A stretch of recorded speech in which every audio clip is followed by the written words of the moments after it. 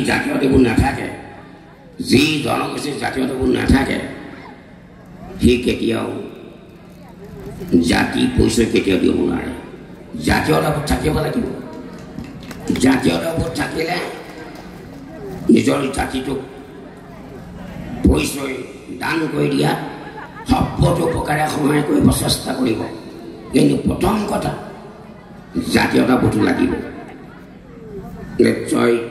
অসমত যিমানটা জনগোষ্ঠী আছে সকলো জনগোষ্ঠীৰ ভিতৰত আমাৰ বড়ো ভাই ককাইসকলৰে জাতীয়তাবোধটো বেছি মই এই কথাটো বিভিন্ন জায়গাত কৈছোঁ পবিত্ৰ বিধানসভা মজিয়াত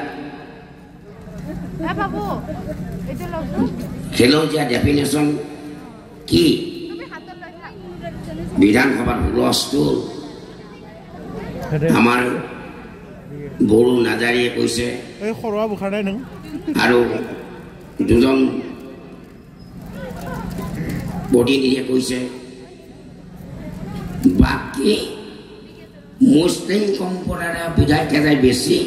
হুলস্থুল কৰিছে কেনে যেন খিলঞ্জীয়া বুলি কৈছে সিহঁতে খিলঞ্জীয়া ডেফিনেশ্যন লাগে বহুত কম চকুমতি থাকে যেতিয়া হুলস্থুল হয় তেতিয়া মই টেবুলত ভুকি অধ্যক্ষ মহোদয় কলম অধ্যক্ষ মহোদয় ইমান সময়তে হুলস্থুল লাগি আছে এই পবিত্ৰ সদনত মজিয়াত যদি মই খানি ইয়াত খানিলে কাহা ওলাব আমাৰ জনজাতি ভাইসকলৰ হাড়ি ওলাব এই পবিত্ৰ সদনত যাৰ ভাষাৰ সংস্কৃতি আছে সিয়ে খিলঞ্জীয়া যাৰ ভাষাৰ সংস্কৃতি নাই ই কেতিয়াও খিলঞ্জীয়া হ'ব নোৱাৰে ই কেতিয়াও খিলঞ্জীয়া হ'ব নোৱাৰে হয়নে নাই কওক খিলঞ্জীয়া ডেফিনেশ্যন বিচাৰিছে বিধানসভা মজিয়াত হুলস্থুল খিলঞ্জীয়া ডেফিনেশ্যন লাগে গতিকে সকলোৱে খিলঞ্জীয়া হ'বলৈ আহে কিন্তু পৰম্পৰা ৰীতি নীতি সংস্কৃতি পৰম্পৰা ভাষাৰ সংস্কৃতি থাকিব লাগিব তেতিয়া খিলঞ্জীয়া এইখন দেশত আমাৰ ককা দেউতা সকলে জংঘল বাঘ ভালুকৰ লগত যুদ্ধ কৰি মাটি উলিয়াই ল'লে আৰু তাত কঠীয়া আৰু ধান খেতি বেলেগে পাৰিলে হয়নে নহয়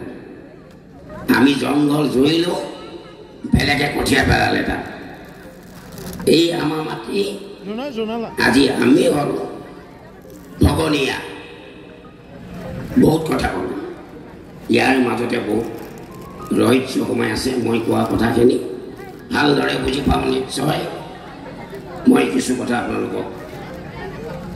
কৈছোঁ আৰু বাকী আছে বহুত ক'বলৈ মই সকলোকে মোৰ ফালৰ পৰা আন্তৰিক শুভেচ্ছা জনাই মোৰ বক্তব্য সামৰণি মাৰিছোঁ আৰু লগতে মই আপোনালোকৰ বাবে বিদায় মাৰিছোঁ নমস্কাৰ